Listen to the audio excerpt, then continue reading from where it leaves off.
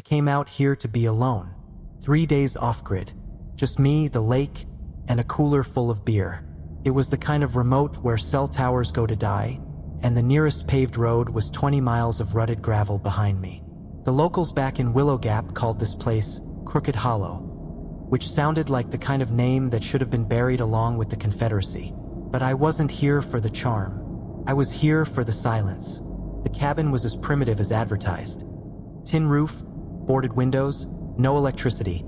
A chipped stone hearth and a cot with springs that shrieked like a stuck pig every time I rolled over. But the lake, holy moly, the lake made it worth it. Perfectly still. Not a single ripple unless you caused it. You could hear yourself breathe on that water. You could hear your thoughts. I hadn't brought much. Just my old tackle box, a tent, and the kind of exhaustion that seeps into your bones after a lifetime of not asking for help. I cast my line from the rickety dock with no expectation, watching dragonflies hover over the reeds. But on the second cast, my hook caught something solid. It was deep, heavy. For a minute, I thought it might be an old tire or one of those catfish you hear about, the size of a small car and meaner than sin. But when it finally breached the surface, I just stared.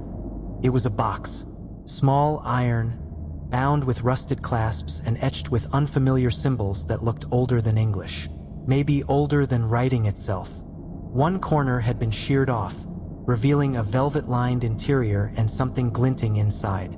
My fingers trembled as I pried it open. Inside lay two things: a narrow flute carved from what looked like bone, wrapped in lakeweed and bound with twine, a folded piece of parchment, dry despite the water, covered in black ink and blood-colored stains.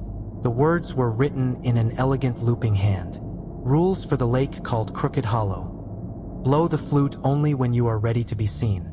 Rule 1. Do not fish after dark. She weeps for what the water has taken. Rule 2. If you hear children laughing on the shoreline, do not respond. They are not playing. Rule 3. Should you see pale hands rising from the water, leave something behind.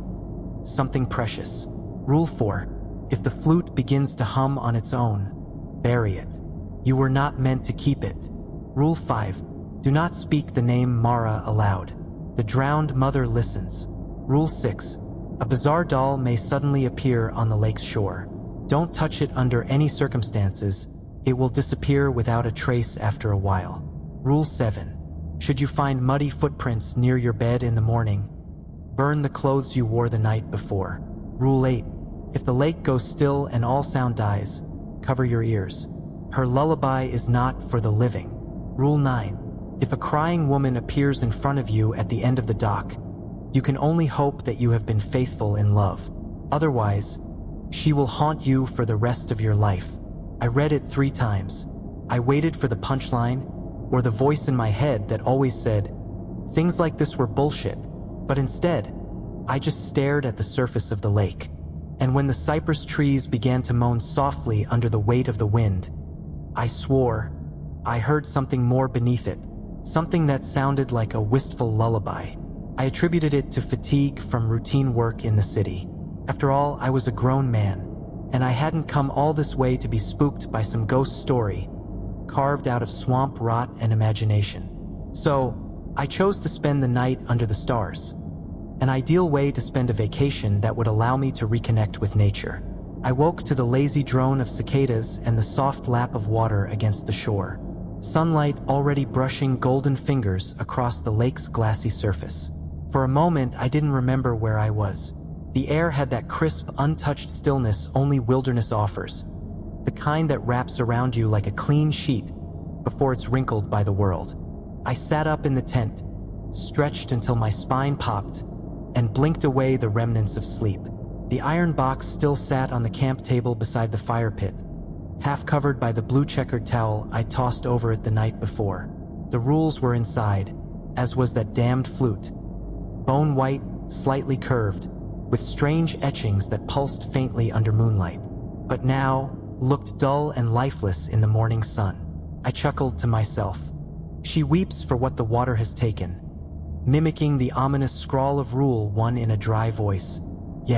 And I weep for what this coffee is going to taste like. The filter coffee I'd packed, was already losing its flavor to humidity and neglect, but the ritual mattered more than the result. I fired up the camp stove and set the kettle on. A clean morning. No kids screaming, no texts buzzing, no angry clients or unpaid invoices. Just me, the trees, the water, and maybe a few dumb bass fish waiting to be reeled in. I'd spent most of my adult life grinding through city noise, deadlines, and fluorescent lighting. Fishing was my exhale. And if some cracked-out lunatic had etched spooky poetry into a rusted tin and stuffed it with a kid's Halloween prop, well, hell, I'd seen stranger things in gas station bathrooms. I made breakfast. A pathetic scramble of eggs that stuck to the pan, and spent an hour casting out into the lake with no luck. The forest around the cove was silent but not eerily so. Just quiet in the way nature is, when it doesn't care if you're there. Dragonflies skimmed the water. A heron stood like a monk on the far side of the lake, watching me with hollow judgment. I glanced back at the box once, catching a glimpse of the rules curled like an old tongue inside it. The breeze stirred the towel slightly, but not enough to expose anything. Still, I could feel it looking at me somehow. Not literally, not in the stupid Hollywood way, but like it was expecting something. I caught nothing all morning, not even a nibble, and yet the water was teeming with life. I could see silver flashes beneath the surface, just beyond the arc of my cast. A taunt almost. It only made me dig in deeper. By midday, I had cracked open a beer, kicked off my boots, and was working on my tan while the line floated lazy and unbothered. It was the kind of peace I hadn't felt in years. Just a man and his doubts. The rules, I decided, were probably some backwoods folklore, scribbled down by the local weirdos to scare off trespassers. I'd seen that trick before. Someone paints runes on a dead tree, or leaves creepy dolls in the woods to keep hikers away from their grow operations. It worked because most people were willing to believe just enough to leave. But not me, not anymore. I fished past sunset. The sky went from orange to blood red before finally bleeding out into deep blue. The fire crackled as I grilled the saddest hot dog known to man. I cracked another beer and didn't even glance toward the lake when the sun dipped.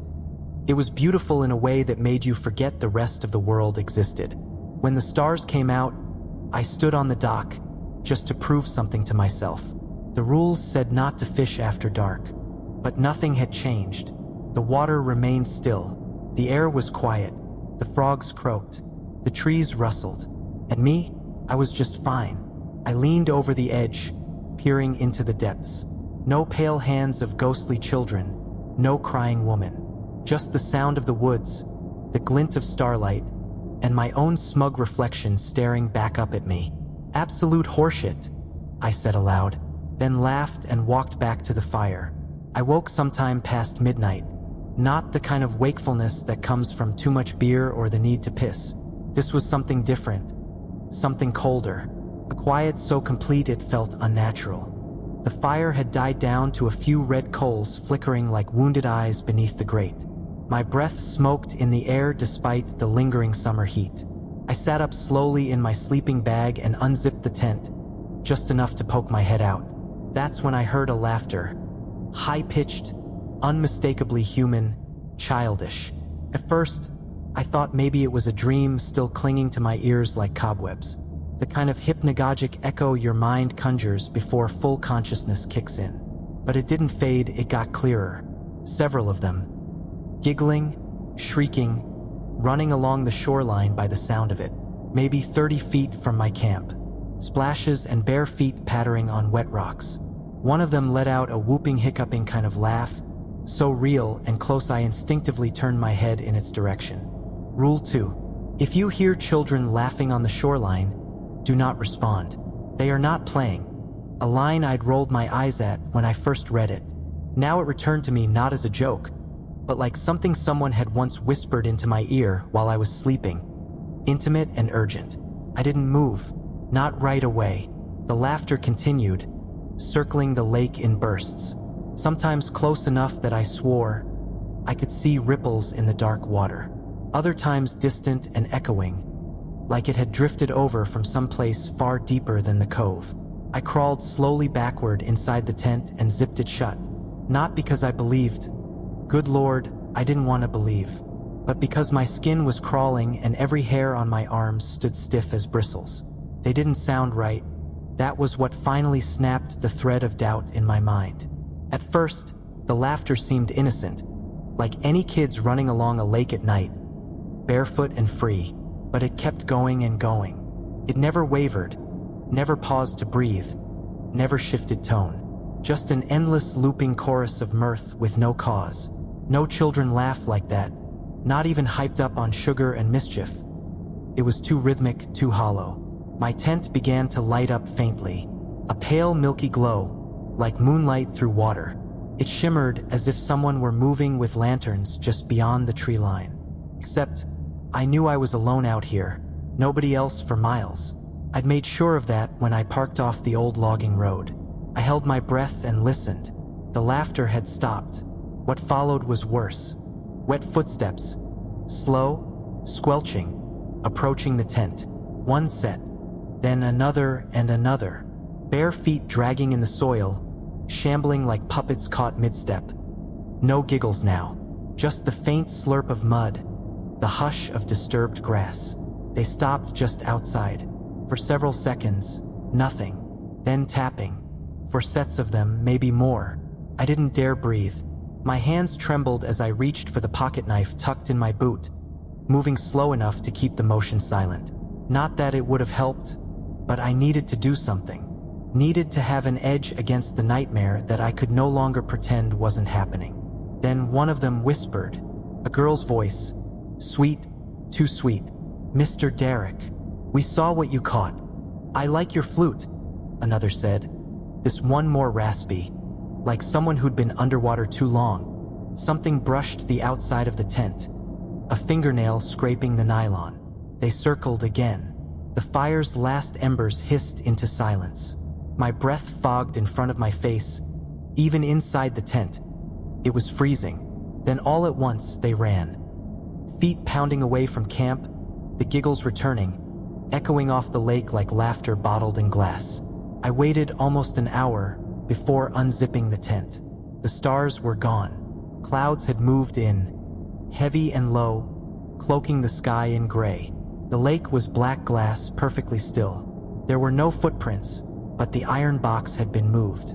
Just an inch, although I hadn't touched it since dinner. Morning came thin and pale, filtered through clouds, heavy with a threat they hadn't yet delivered. I slept little, if at all.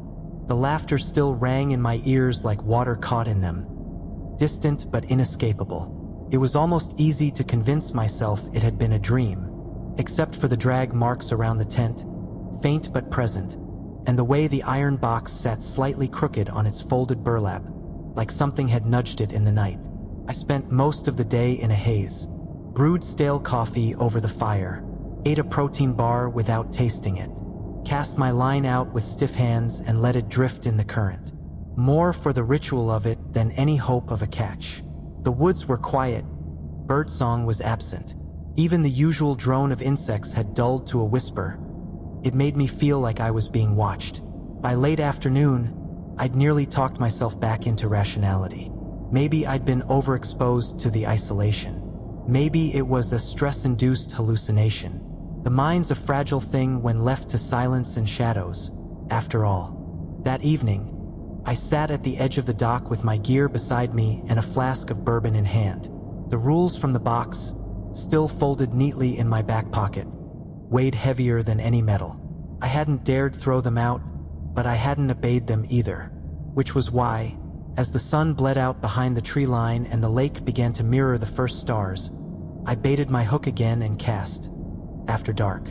I don't know why I did it. Maybe defiance, maybe denial. Maybe I just needed one thing to feel normal again. One thing that said the world still made sense.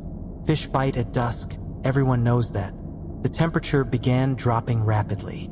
Cold fell over me like a blanket soaked in ice water. Sudden and suffocating. I blinked, and the breath that left my mouth fogged, as though it were January instead of a muggy southern night in July. Then came the weeping sound, low and distant at first, like a mourning dove echoing across the water. I paused, line still slack, eyes narrowing toward the center of the lake.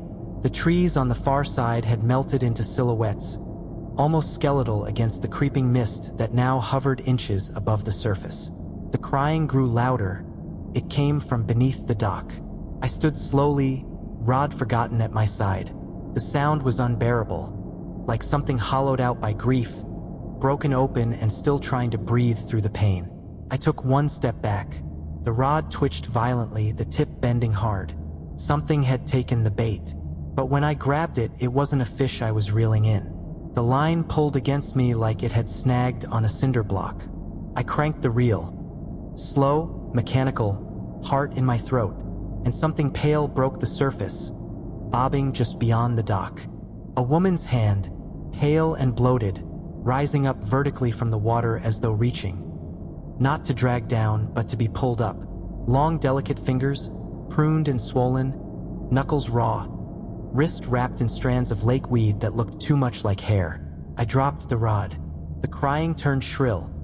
A woman's scream now, piercing, furious. The dock beneath my feet shuddered, the wood groaning like something alive, trying to shake me off. I staggered backward, slipped on the slick boards, nearly falling into the black water myself. I turned and ran, the dock swaying behind me with each pounding step, splinters biting my palms as I crawled back onto the muddy shore. When I looked back, the hand was gone. The rod floated, slowly drifting toward the middle of the lake. The water had gone still again. The crying had stopped. But in the distance, on the opposite shore, I thought I saw a figure. Standing motionless in the shallows, dress dragging in the water, long black hair veiling her face. Watching me.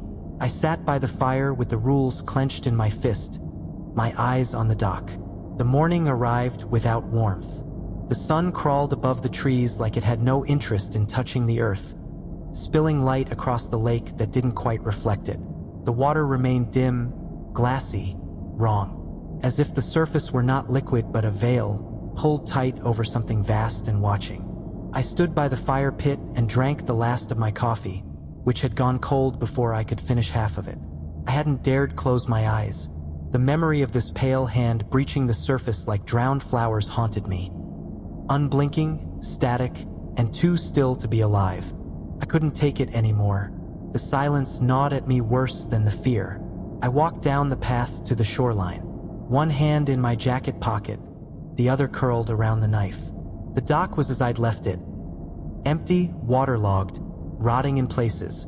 My fishing rod was gone. No reel, not a single torn trace of monofilament. I sat on the edge of the dock, knees bent, heels resting just above the waterline. Ripples coiled out in lazy spirals. I watched them for too long. My face changed into a grimace when I saw the hands, rising from the water. Again. Only this time, they didn't burst upward in sudden horror. They emerged. Slow, smooth, deliberate, pale as bone, fingers just cresting the surface directly below me. They floated there, fingertips tilted skyward as if waiting. I didn't need to read the rules again to know what it meant. I checked my pockets, my wallet, my phone, a lighter. None of it felt right, it had to matter. I reached into my shirt and pulled out the small pendant hanging on a weathered leather cord. A flat carved disc of blackened oak. My daughter made it for me 10 years ago. Back when she still called me daddy and I still thought working weekends would somehow give her a better life. I hadn't taken it off since. I stared at it, thumb rubbing the smoothed edges, like it could suddenly offer advice. The hands below me twitched, so I unfastened the cord and held it above the water.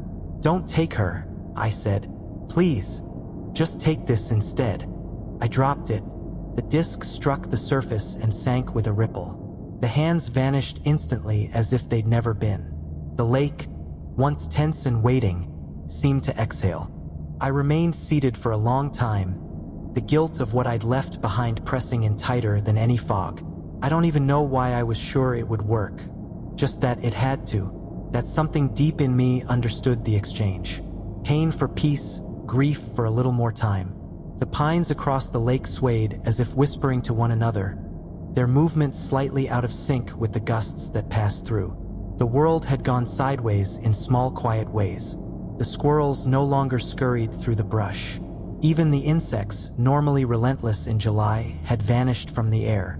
I busied myself around the camp, trying to shake the weight pressing between my shoulder blades. Chopping wood, rechecking the cooler, adjusting the tarp overhead, even though no rain was coming. But nothing helped. I wasn't distracting myself. I was circling something, avoiding it. I knew what it was, before I even touched it. The flute. It still sat inside the iron box I'd pried open the day before, wrapped in thin, brittle cloth. I'd only looked at it once. Bone-white, hollow, carved from something that might have once been human. Though I told myself it was antler or ivory. It had 4 holes and strange patterns etched along its length. Swirls and looping runes that looked like shifted writing. I kept it in the box, hidden away near my tent, thinking maybe I could just not deal with it. Unfortunately, it began to hum, soft at first, almost mistaken for wind through the trees or the vibration of a bug too close to your ear. But then it strengthened, deepened, a low, airy resonance, a tone unmistakably musical, as though breath were being pushed through the hollow of it by something without lungs. I hadn't even blown it, hadn't played a single note, and yet it sang. I opened the iron box with hands I no longer trusted. The hum grew stronger the moment I lifted the cloth. It was coming from the flute itself. Not a sound traveling through it, but something buried within. The hum filled my ribs, vibrated through my teeth. I wrapped it again, shoved it into my pack, and grabbed the small collapsible shovel from the truck. The soil near the tree line was dry but dense. I picked a spot behind my tent, near a cluster of gray rocks partially grown over with moss. With each foot of depth I dug, the hum changed tone, higher, then lower, then back again, as though it were aware of the descent. The deeper I went, the more the hum pleaded. I tried not to think about it that way, but I couldn't help it. There was something mournful in the sound now, something that vibrated with an almost human cadence, a cry beneath the hum. By the time the hole was nearly 2 feet deep, my hands were shaking. I placed the flute inside like it might suddenly leap up and bite me, and for a moment, just before I started piling dirt back on top, I hesitated. The logical part of me, the one that had scoffed at superstition, whispered that I shouldn't let go of it, that I could study it, that this was an artifact, a relic. The hum faltered, and then it whined, a sharp, dissonant wheeze, like something had just realized it was being buried alive. I clenched my jaw and forced my hands to move, shovel after shovel of dirt, until the sound was muffled, then gone. I tamped the earth down hard with my boot, then stacked 2 of the mossy rocks over the disturbed patch for good measure. I didn't go far from camp after that. I stayed close to the fire pit, and when the shadows started to stretch across the lake, I didn't wait for full dark to build the fire high. That night, I wouldn't be waiting to react. I'd be ready, or so I told myself. Night settled like a second skin. The stars, usually clear in country air, were veiled behind streaks of low-hanging cloud that refused to move. Even the moon seemed reluctant to rise. By the time I added the last piece of split wood to the fire, the lake had gone dark as oil, a flat pane of shadow. I stayed near the flames, a heavy blanket around my shoulders despite the heat. I didn't fish, didn't sleep. I just waited. Somewhere in the woods beyond the tree line, something snapped. A single brittle branch. Not enough to make me run, but too sharp to ignore.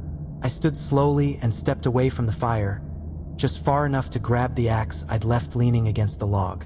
That's when I saw it. Down near the shoreline, barely 10 feet from the dock, sat a doll. It stood upright on its own, legs too stiff to be cloth, the body propped in the perfect center of a patch of sand. At first, I thought it might have been dropped by some lost camper, but the closer I looked, the clearer it became. No child had ever owned this thing. The doll was made of twigs and knotted reeds, its limbs wrapped in decaying string. Long strands of black hair, not synthetic, but actual hair, hung in matted bunches across its face. Its eyes were small white stones, smooth and featureless, but placed just close enough to seem aware of me. Its mouth was a jagged tear across its head, crooked and wide. A bizarre doll may suddenly appear on the lake's shore. Don't touch it under any circumstances. It will disappear without a trace after a while. That rule echoed in my skull like a bell rung too close to the ear. My instincts warred with each other. Part of me wanted to burn the thing, to reduce it to ash before it could become something worse. The other part, the part that was slowly learning fear had rules out here, made my hands clench around the axe handle and not move. I stayed there, half crouched near the fire pit, trying not to blink. The doll sat impossibly balanced, staring at nothing. And the longer I watched it, the more I felt a tickling sensation beneath my skin, like something crawling through my veins. A warning without words. I was being dared by whatever had left it. It was a test, I realized, not for courage, but for obedience. So I didn't speak, I didn't move closer. And then, just as I reached the edge of sleep standing up, it was gone. I blinked twice, stepped forward to check the sand where it had stood. It had disappeared. No drag marks, no dents in the shore. But I was certain someone had put it there. Maybe the crying woman. Maybe the children. Maybe something worse. Something that hadn't yet shown its face. I had enough and decided to sleep in an old cabin, naively hoping that the walls would protect me from these ghostly creatures. The front door groaned open with the gentlest push, revealing a single room, thick with dust and the scent of forgotten things. Wood rot, old paper, mildew. The air inside was warmer than it had any right to be, like it had been occupied until just minutes ago. A battered cot stood in the far corner beneath a cobweb-laced window.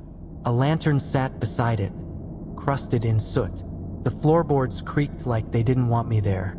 I hesitated on the threshold. My flashlight dimmed for the first time, its beam flickering once, as if something had drawn on its power. But anything was better than another night beside that lake. The fire I'd built earlier still burned faintly outside, the smell of smoke curling through the open window. I didn't bother locking the door. There was no bolt anyway, and pulled the heavy wool blanket from the cot, shaking out the dead moths and dust. I undressed in silence, folding the flannel shirt and jeans I'd worn into a neat pile at the edge of the bed. I didn't even bother with the light. I just lay down and pulled the blanket over me, the wood beneath my back cold and stiff.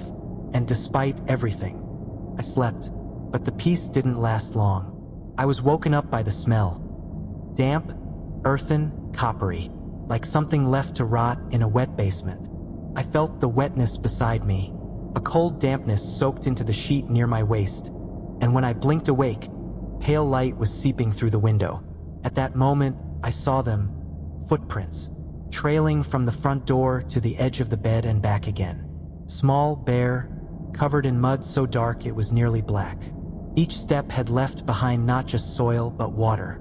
Dirty droplets curved across the wood, soaking slowly into the grain like blood into cloth. They were fresh and still glistening. My hands trembled as I sat up and followed the trail with my eyes. The prints didn't smear. Whoever or whatever had stood there, beside my bed, watched me sleep. I pushed back the blanket and stumbled to my clothes in a panic. Some deep primal thread in my brain pulled taut and whispered the rule. Should you find muddy footprints near your bed in the morning, burn the clothes you wore the night before. I yanked the matches from the table by the lantern, grabbed my folded clothes and ran outside. The morning was colder than it should have been, the clouds low and unmoving above the water. I dropped the shirt and pants into the fire pit and struck a match. The flame stuttered, nearly went out and then caught. It burned fast, too fast, as if the fabric had been soaked in something. For a few seconds, I stood there in nothing but thermals, watching blue smoke rise into the pale sky. It stank of fish and something faintly sweet, like rotting fruit left in the sun. When it was done, I didn't feel safe. I sat on a log near the embers with a blanket around me and watched the lake. The stillness was a challenge. I wasn't alone. Not at night, not in the cabin, not even in sleep. Something had come from the lake, passed through the cabin door without opening it, stood over me in the dark, and walked away. And next time, I feared, it wouldn't leave empty-handed. By noon, I had already packed my gear, what little I hadn't burned, and was ready to leave, Every instinct in me screamed to get away from that cursed shoreline. I didn't even stop to eat. Just threw the rest of my supplies into the back seat and climbed into the driver's seat with shaking hands. The key slid into the ignition. I turned it. Click, nothing.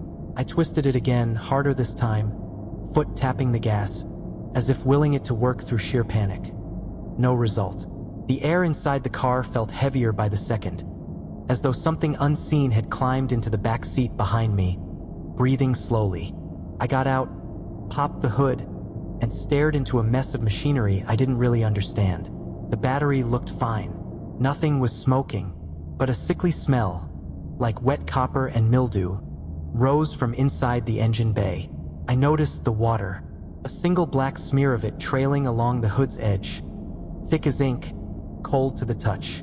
It had no right being there, not under this dry afternoon sky. Something had touched the car. I slammed the hood shut and looked around. The lake still as ever, the trees whispering in the breeze. Nothing moved, but I felt eyes on me, weighing. I paced in tight circles near the car, muttering to myself, angry and desperate. This is insane. I'm not imagining this. I've seen the damn footprints. I've heard the flute, the doll, the hands. I stopped. The name itched in my throat, rising like a splinter from the back of my tongue. I didn't even think. I just said it, half under my breath, half as a challenge. Mara. The air shuddered. That's the only way I can describe it. A sudden, almost inaudible crack in the fabric of sound itself. Birds went silent. The trees held still. Even the light dimmed, as if clouds had passed overhead without ever touching the sky. And then the lake answered. A sharp sob echoed across the water, rising from a distant, impossible place. It wasn't a scream, not exactly. More like the whimper of someone freshly grieving, raw and bottomless. But there was something wrong with it. The sound bent in the middle, like it was coming through a broken speaker. The weeping layered itself, voices overlapping. A woman's and others far smaller. Children. Several of them. I backed toward the car instinctively, eyes on the lake. The water rippled like something massive had just risen from underneath. A shadow passed beneath the surface, long and thin. Then, just beyond the end of the dock, the water bubbled and parted. I saw her eyes, watching me. Two pale orbs, just above the surface, wide and sunken, drifted up like white stones before settling into place. I heard her voice in me, like a whisper that tunneled straight through my skull. You called me. I stumbled backward until I hit the car, chest heaving. The weeping didn't stop. It moved inland. Behind me, I heard a creak, the sound of small wet feet climbing the porch of the cabin. The children. I jumped into the car and slammed the door shut, breath fogging up the glass. And from the back seat, just inches from my ear, you said her name.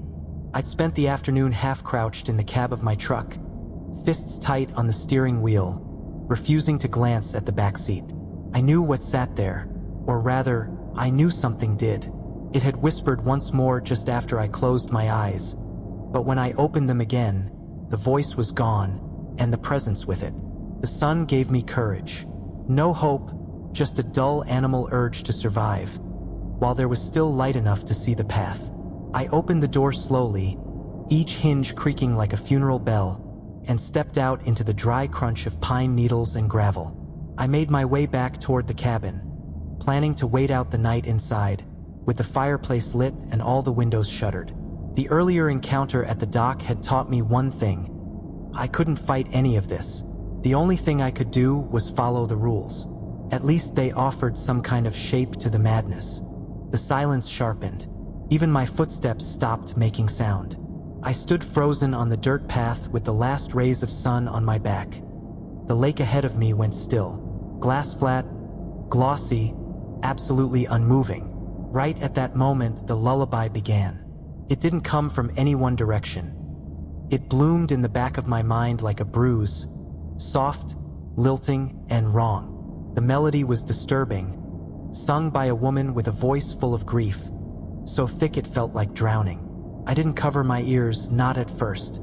I just stood there, entranced, listening. It felt like every sorrow I'd ever swallowed was being unearthed and sung back to me in slow, hypnotic verses. I thought of my ex-wife, my mother's funeral, the silence of waking up alone every morning in the apartment. My knees began to buckle. The world blurred around the edges. The color drained from the trees, leaving them as gray silhouettes. My mouth moved on its own. Mara! Pain exploded through my head like a shotgun blast. Some lucid shred of instinct came screaming back from deep inside me.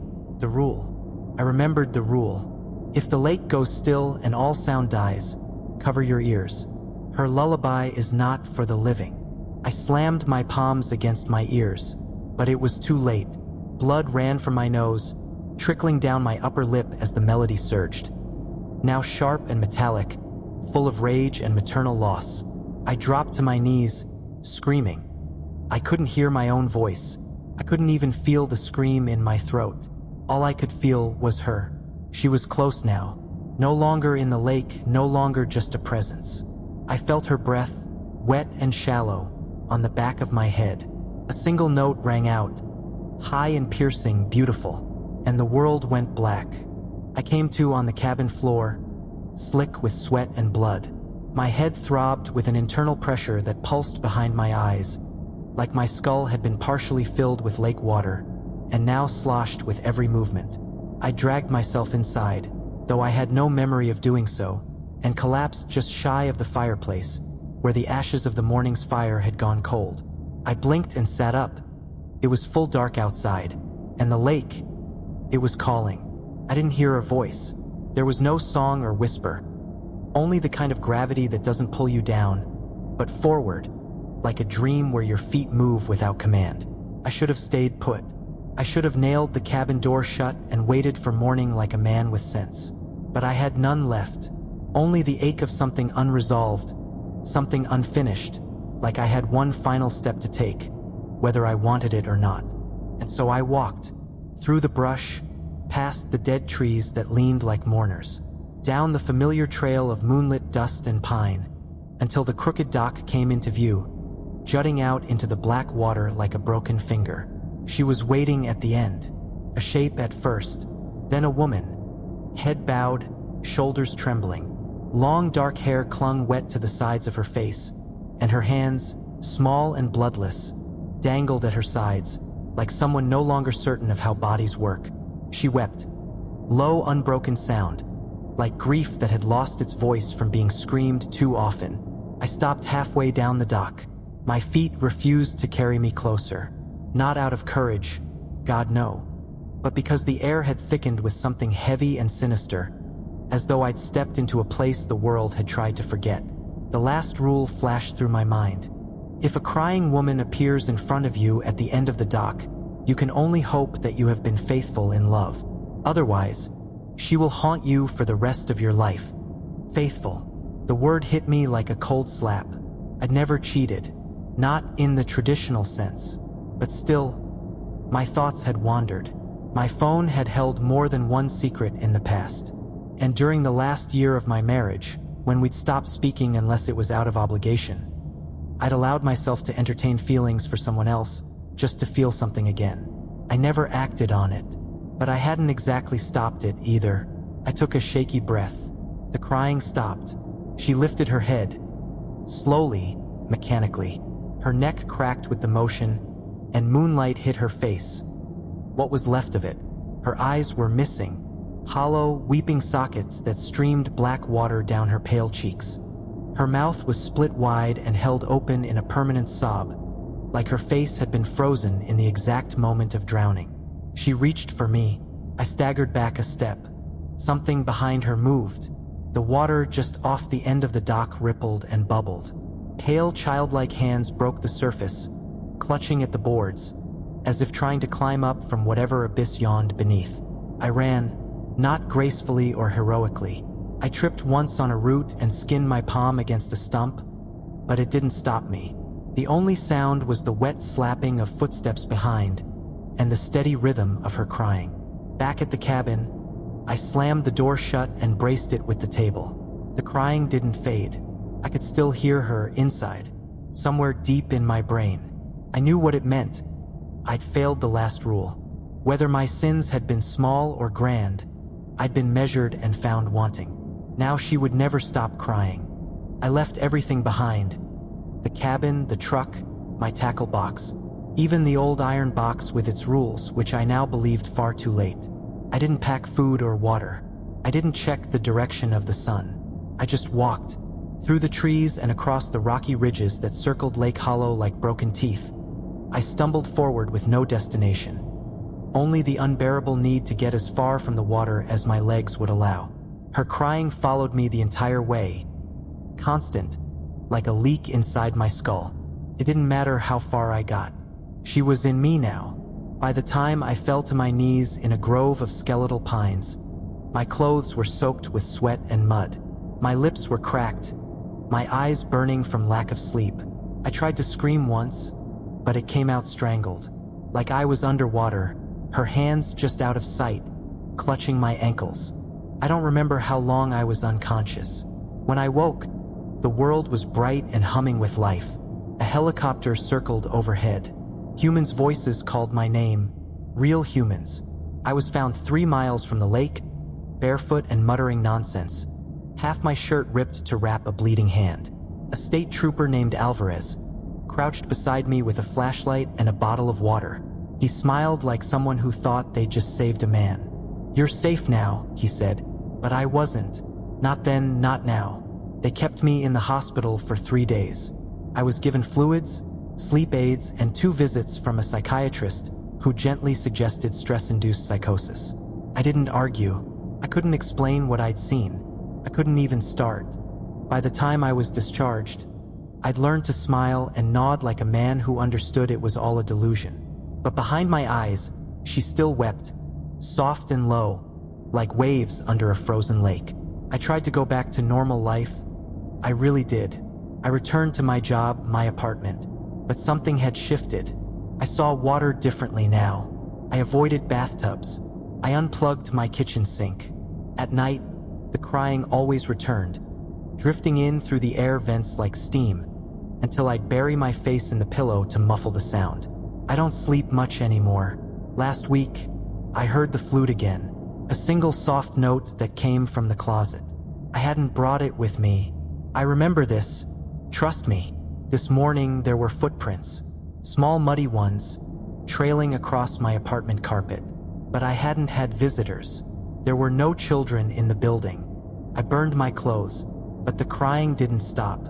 I told myself I was lucky to survive out there. Unfortunately, it was a total lie. I walked away from Lake Hollow with her grief, lodged inside me like a splinter in the brain. Always shifting, never healing.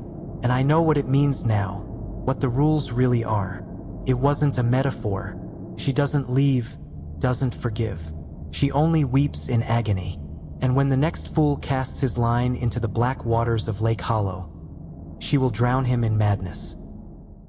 You have heard many of my stories, so you're probably wondering who I am. That's a valid question. I think it's time to lift the veil of secrecy and reveal the truth to you. I am a collector. I go around looking for the stories that terrify the soul. As you noticed, they are all bound by rules that are either followed or brazenly broken. You know, I love my little hobby, and I'm glad to be able to share these fascinating stories with you. Thank you. Yeah, thank you for staying here. I appreciate it. And remember, I'm always happy to see you here.